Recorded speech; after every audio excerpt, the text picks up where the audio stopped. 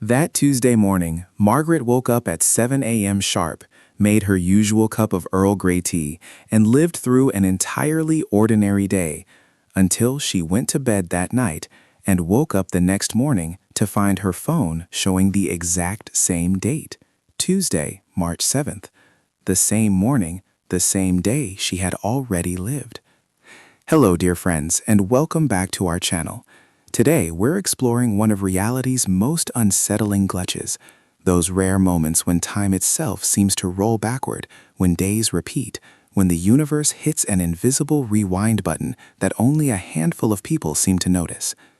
I'm sharing real stories from people who've experienced this phenomenon, and we'll dive into what neuroscience and psychology tell us about these temporal disruptions. Please subscribe, hit that like button, and share your own experiences in the comments below. Your stories matter, and they help us understand this mysterious aspect of human consciousness. Let's begin. Margaret Henderson was 53 years old, a high school literature teacher in Portland, Oregon, living a life of comfortable routine that she'd carefully built over decades. Every weekday morning began the same way. Alarm at 6:45, shower with lavender soap that filled the bathroom with its calming scent, then downstairs to the kitchen where sunlight streamed through the east-facing window, warming the terracotta tiles beneath her bare feet. She'd fill the kettle, listening to its growing whistle as the water heated, pour it over an Earl Grey tea bag in her favorite blue ceramic mug, the one her daughter had given her for Mother's Day 3 years ago, and sit at the small breakfast table with her laptop, checking emails from students and reviewing the day's lesson plans. Her life had this quality of pleasant predictability. She lived alone after her divorce 7 years earlier, and she'd come to appreciate the silence of her mornings, the way she could hear the house settling around her, the distant sound of her neighbor's car starting in the driveway, the soft patting of her cat Hemingway's Dawes as he descended the stairs, expecting his breakfast. There was comfort in knowing what each day would bring: her third-period class discussing The Great Gatsby, lunch in the teacher's lounge with her colleague Patricia, afternoon grading session at her desk while students worked independently, then home by 4:30 to prepare a simple dinner and settle in with a book. March 7th, 2024 began exactly this way. Margaret woke to her alarm, the room still dim with pre-dawn gray light filtering through her curtains. The air held that particular coolness of early spring mornings, when winter hasn't quite released its grip, but you can sense warmth waiting just around the corner. She showered, feeling the hot water cascade over her shoulders, washing away the last remnants of sleep. She made her tea, the bergamot scent mixing with the smell of toast she'd put in the toaster. Hemingway wound between her ankles, purring his morning demands. Everything felt exactly as it should. At school, her day unfolded with its usual rhythm. Third-period discussion about Gatsby's green light went well. One student, Jenny Morrison, made an insightful comment about symbolism that Margaret wrote down to remember. Lunch with Patricia involved conversation about an upcoming faculty meeting and Patricia's grandson's birthday party that weekend.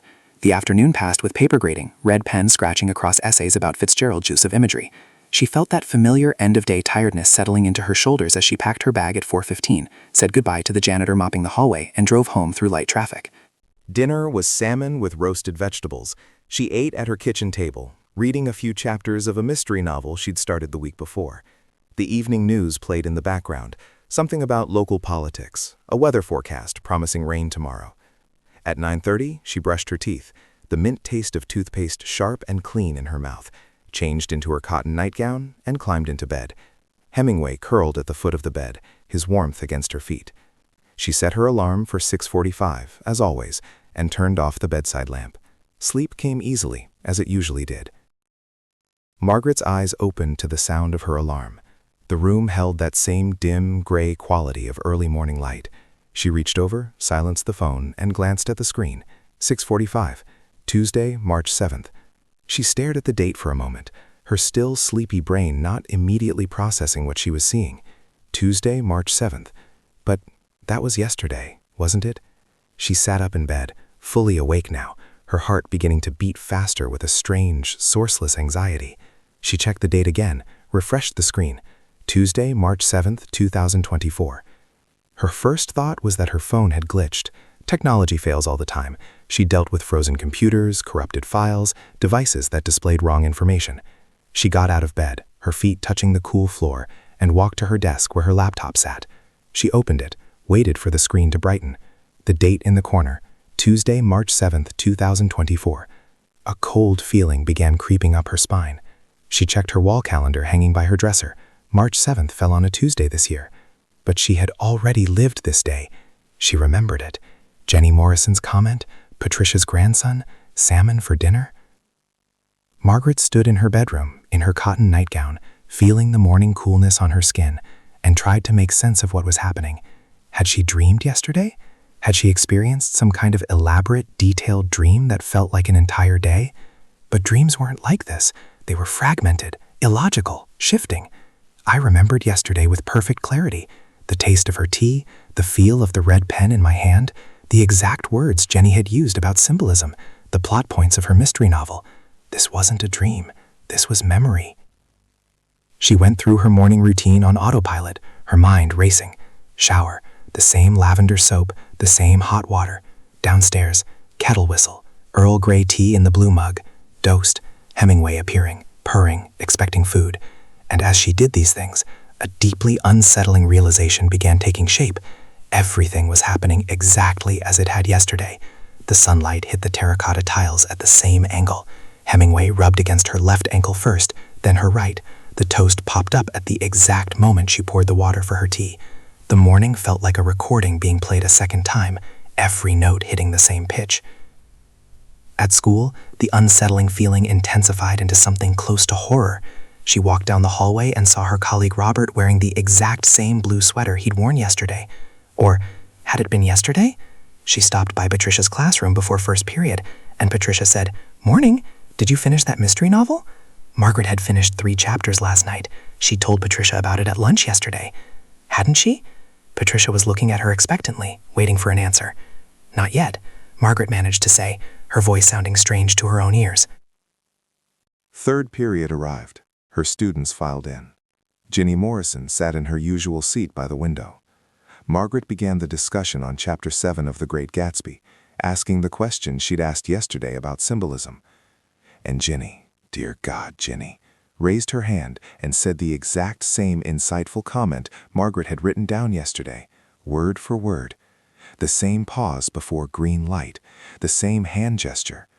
Margaret stood frozen at the front of the classroom, chalk in her hand, staring at Jenny, feeling reality tilt sideways. She had heard these exact words 24 hours ago.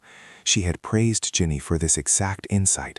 She had written it down in her notebook. But when she checked her notebook during lunch, sitting across from Patricia in the teacher's lounge, listening to Patricia tell her about her grandson's upcoming birthday party, a conversation Margaret had already had yesterday, there was no note about Jenny's comment. The page for March 7th was blank, waiting to be filled. Margaret's hands trembled slightly as she held her sandwich, barely able to eat. Patricia didn't seem to notice anything was wrong. No one noticed. The day was unfolding exactly as it had before, and Margaret was the only one who remembered living it already. The rest of the day passed in a fog of déjà vu so intense it felt suffocating. Every conversation happened exactly as before. Every small event, the student who dropped his pencil in 5th period, the announcement over the PA system about a schedule change, the janitor she passed in the hallway at 4:15, all of it repeated with precision. Margaret drove home in a state of numb shock, her mind unable to process what was happening. Was she going insane? Had she had a stroke? Was this some kind of neurological breakdown that made her believe she was reliving time? That night, she couldn't bring herself to eat salmon. She sat at her kitchen table, staring at the wall, her tea growing cold in the blue mug. Hemingway sensed her distress and stayed close, pressing against her leg. At 9:30, Margaret went through her bedtime routine with a feeling of deep dread. What if she woke up tomorrow and it was March 7th again? What if she was trapped in this day, living it over and over? The thought made her chest tight with panic.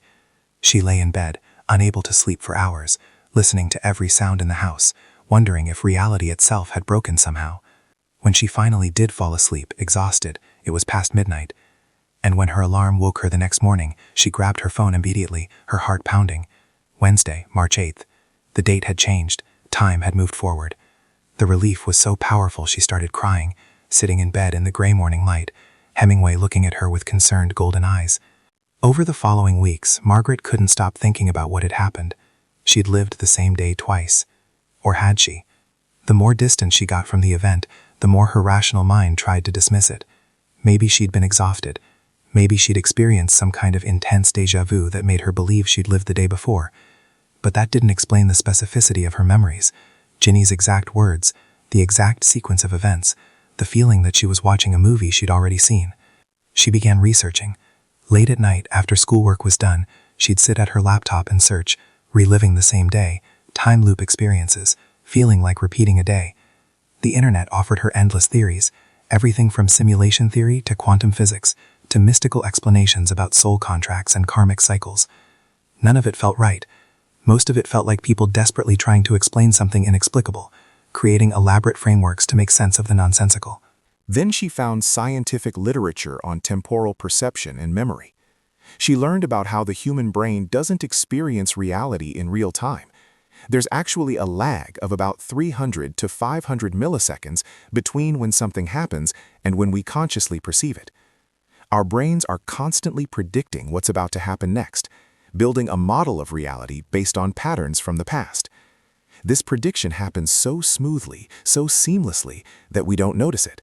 We think we're experiencing now, but we're actually experiencing our brain's best guess about what now should be, based on what just happened a fraction of a second ago.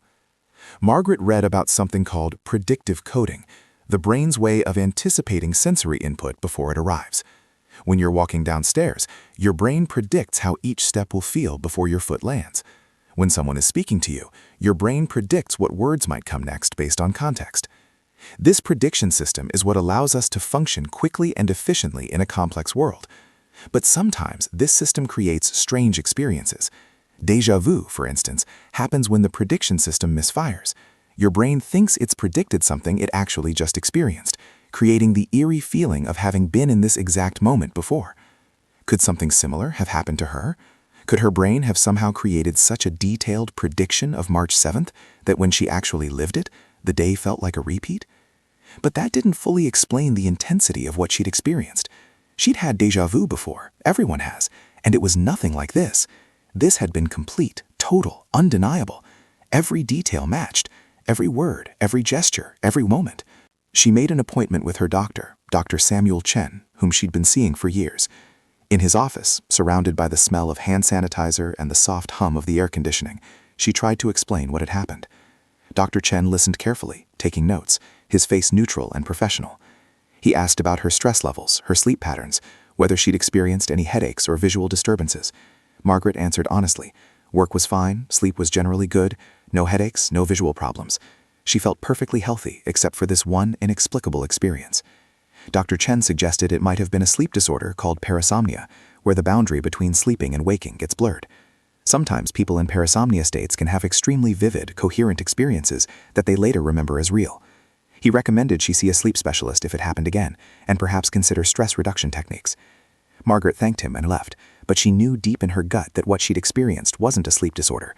She'd been awake. She'd lived through that day twice, somehow, in some way that defied normal explanation.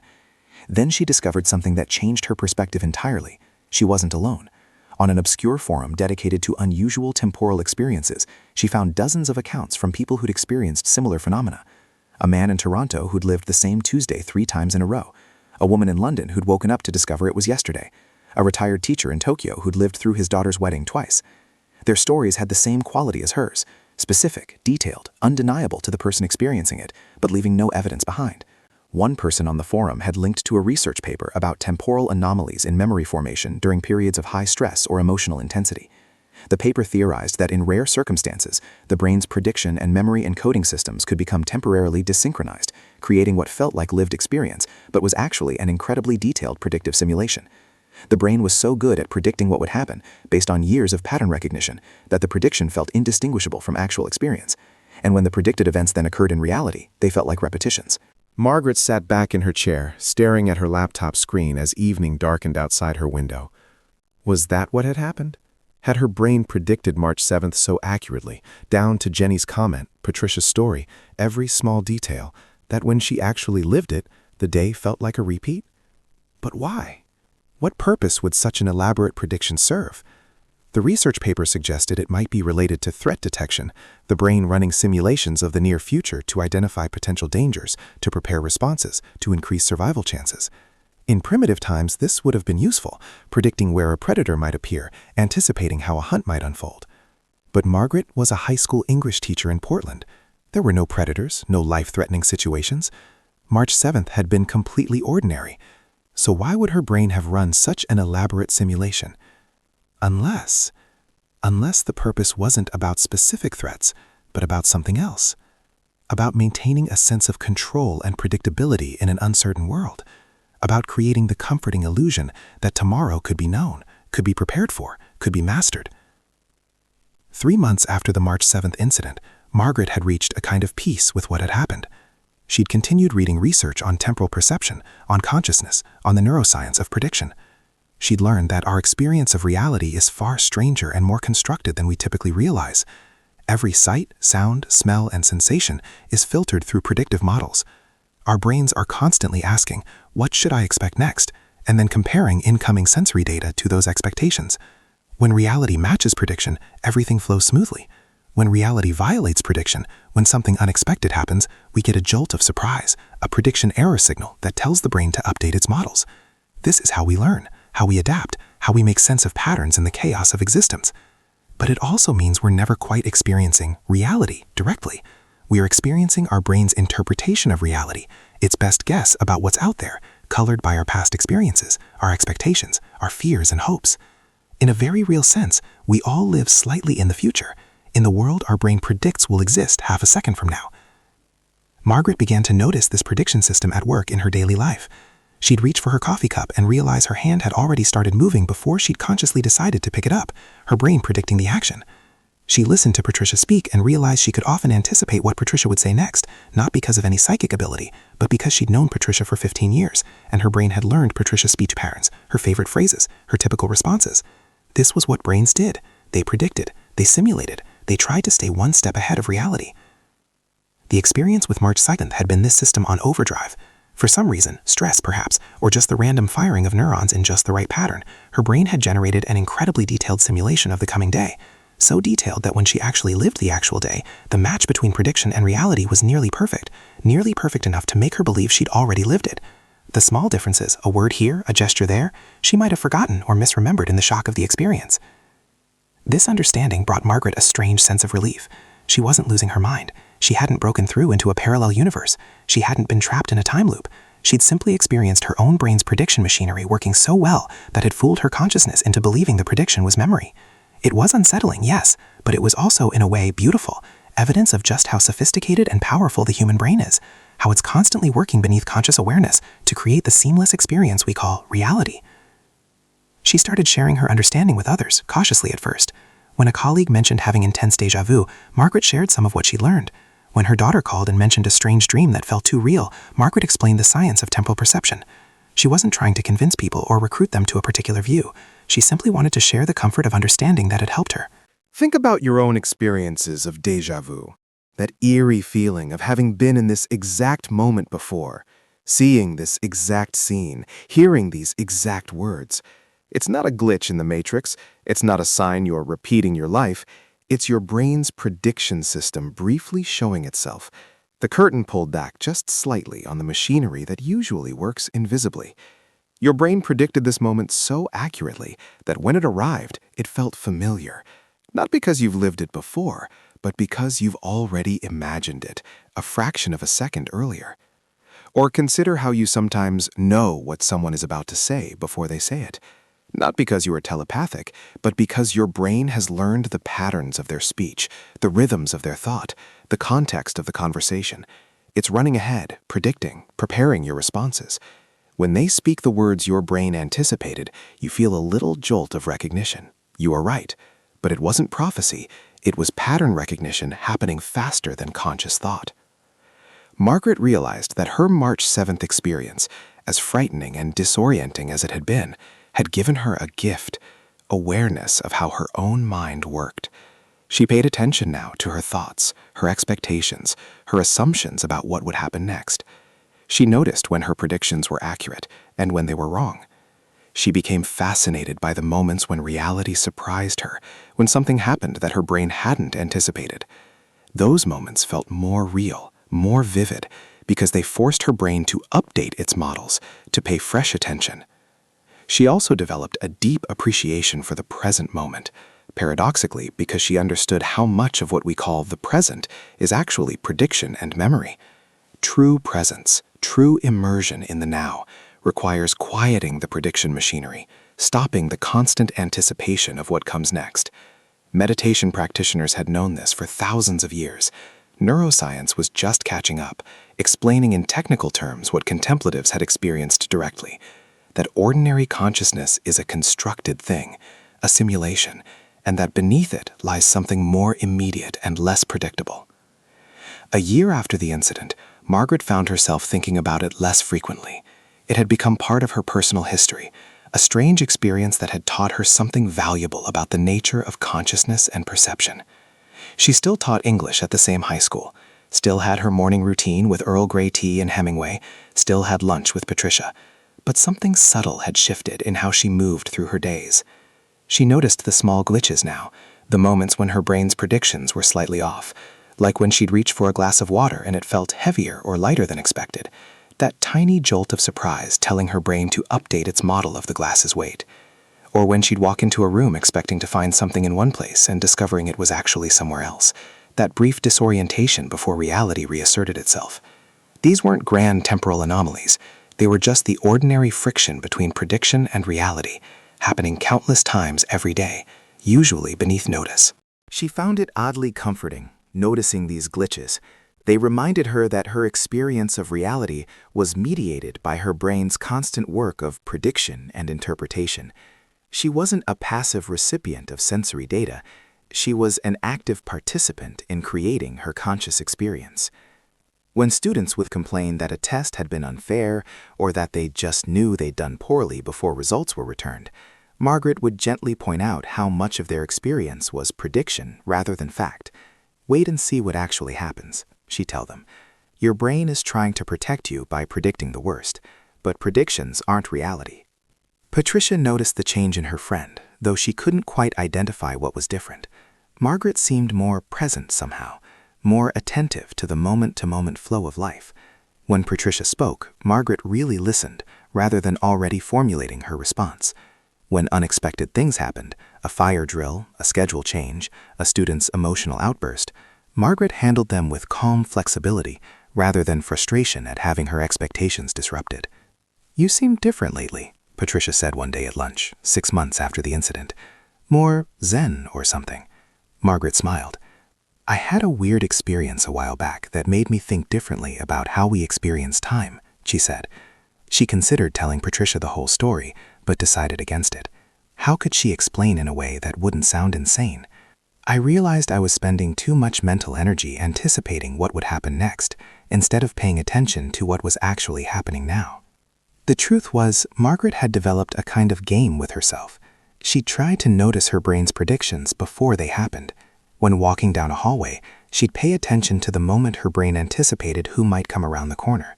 When grading papers, she'd notice herself predicting what error a particular student would make before seeing it. When cooking dinner, she'd observe her hands reaching for ingredients before her conscious mind had decided she needed them. It was like watching the machinery of consciousness at work, seeing the predictions that usually operated invisibly. Sometimes, when she felt stressed or overwhelmed, she'd close her eyes and practice being in the moment without prediction, just breathing, just sensing. No anticipation of the next breath, the next sound, the next thought. It was surprisingly difficult. Her brain wanted to predict, wanted to stay ahead of reality. But in those brief windows when she could quiet the prediction machinery, she felt something like peace, a stillness underneath the constant simulation of past and future. She never again experienced anything like the March 7th incident. No more full-day predictions that felt like repetition. Perhaps it had been a one-time perfect storm of neural activity, unlikely to recur. Or perhaps her awareness of the prediction system itself had changed how it functioned. She didn't know, and she found she didn't need to know. The experience had served its purpose. It had cracked open her understanding of consciousness and shown her the constructed nature of temporal experience. On the anniversary of March 7th, Margaret woke at 6:45, made her Earl Grey tea, and sat at her kitchen table watching the sunrise through the window. She thought about the version of herself who'd lived this day twice, who'd been so frightened by the experience. She felt compassion for that earlier self, and gratitude. The fear had pushed her to understand something profound about the human brain's relationship to time. Your brain, she'd realized, is not trying to deceive you when it predicts the future. It's trying to protect you, to give you an advantage, to help you navigate a complex and sometimes dangerous world. The fact that it's so good at prediction that you sometimes mistake prediction for memory, that's not a bug, it's a feature. It means your brain has learned the patterns of your life so thoroughly that it can simulate tomorrow with stunning accuracy. And when tomorrow arrives and matches the simulation, you feel the deep satisfaction of a prediction confirmed, even if you don't consciously recognize it as prediction. We are all living slightly in the future, Margaret thought, watching the morning light paint golden streaks across her kitchen wall. Our brains reach forward in time, pulling the future into the present, making the unknown feel knowable. And most of the time, this works beautifully. We navigate our days with grace, responding to situations that our conscious minds haven't fully registered yet, because our prediction systems have already prepared us. We are time travelers in our way, not into the past or the distant future, but into the next few seconds, the next few minutes, the anticipated next day. And sometimes, rarely, mysteriously, the machinery shows itself. The prediction feels like memory. The simulation feels like lived experience. The future feels like déjà vu. Margaret Henderson taught English for 5 more years before retiring, moving to a small house near the coast where she could hear waves from her bedroom window. She kept in touch with Patricia, visited her daughter regularly, and read extensively about neuroscience and consciousness studies. The March 7th experience remained with her always, not as trauma, but as insight, a moment when reality had lifted its veil and shown her the strangeness underneath the familiar. She'd learned that the human brain is humanity's most sophisticated prediction machine, constantly generating simulations of what comes next, and that our moment-to-moment experience of reality is really our brain's best guess about reality, updated constantly as new sensory information arrives. She'd learned that time itself, the steady forward flow we take for granted, is partly constructed by consciousness, our brains stitching together discrete moments into the seamless narrative we call life. She'd learned that the boundary between prediction and memory, between imagination and experience, is far more porous than we like to believe. Most importantly, she'd learned not to fear these insights. Yes, it could be unsettling to realize that you're living in a simulation, not a computer simulation, but a neural simulation, your brain's prediction of what reality should be. But it was also empowering. If you understood the prediction machinery, you could work with it rather than being unconsciously driven by it. You could notice when anxiety was making you predict catastrophe. You could catch yourself assuming tomorrow would be just like yesterday. You could create space for genuine surprise, for moments when reality exceeded prediction, for experiences that updated and expanded your internal models of the world.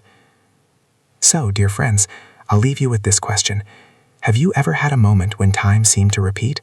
When you woke up certain you'd already lived the day ahead? When reality felt like déjà vu so intense you questioned your sanity? If so, know that you're not alone, and you're not crazy. You've simply experienced your brain's prediction system working overtime, showing you just how sophisticated and powerful this 3-pound organ in your skull really is.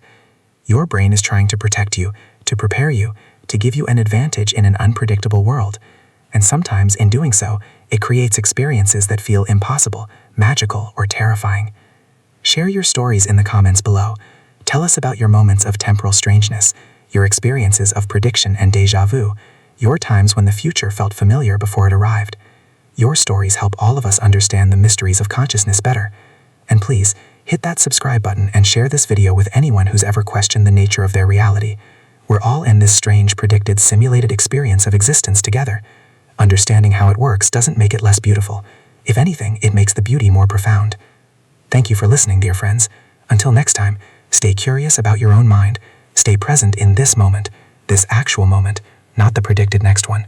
And remember, your brain is your best protector, even when it makes you believe you've lived tomorrow yesterday. Take care.